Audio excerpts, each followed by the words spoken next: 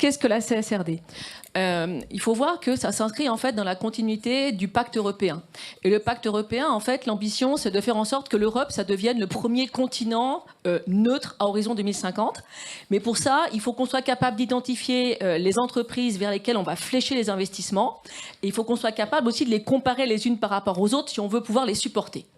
Donc, on s'est dit, par rapport à ça, il faudrait à un moment donné que, tout comme en finance, on puisse avoir des normes pour qu'on puisse comparer à un moment donné des choses et pour qu'on puisse à un moment donné véritablement identifier les entreprises qui sont les plus durables ou sur la meilleure trajectoire en termes de durabilité.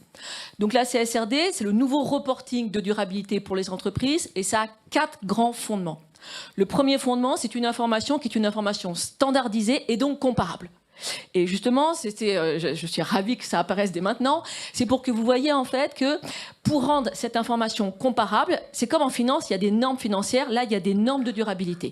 Il y a 12 normes de durabilité, il y en a 2 qui sont spécifiques, et puis ensuite il va y avoir 3 grands secteurs, donc l'environnement, le social et la gouvernance, avec pour l'environnement 5 normes.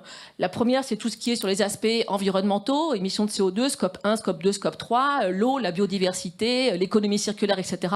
Sur ces 5 normes, vous verrez la fonction achat, on est au premier plan. Ensuite, sur le social, il y a 4 normes. La fonction achat, elle est au premier plan sur 2 normes en particulier, les travailleurs tout au long de la chaîne de valeur et puis les communautés impactées.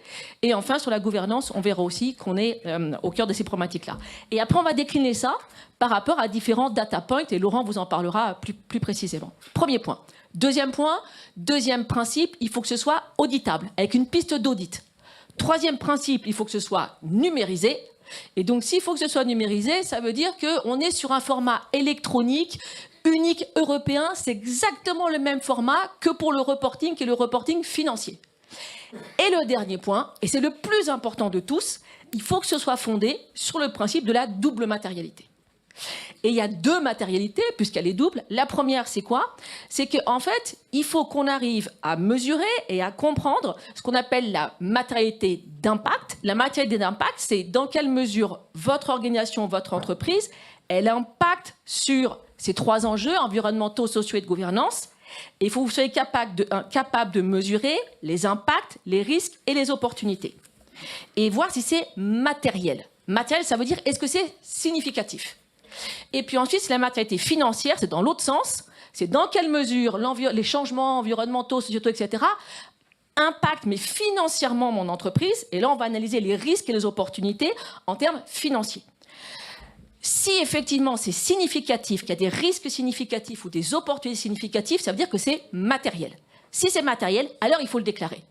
Si c'est pas matériel, ça sert à rien de le déclarer. Donc je vous rassure tout de suite, sur les 12 normes-là, il y en a 2 qui sont obligatoires, c'est les normes transversales. Il y en a une, quelle que soit la matérialité qui est obligatoire, c'est celle sur le climat.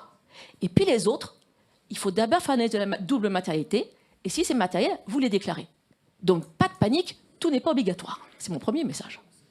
Globalement, ils n'ont pas l'air paniqués, hein, jusque-là. C'était clair. Qui est concerné ? Alors, on va essayer de faire simple. Pour ce reporting 2024, les entreprises de plus de 500 personnes, enfin, ils doivent remplir au moins 2 des 3 critères. Donc, 500 personnes, 50 millions d'euros de chiffre d'affaires, 25 millions d'euros de bilan. Et sur l'exercice 2025, le seuil, on le met à 250 personnes. Je m'arrête là, vous irez voir le détail pour toutes les autres.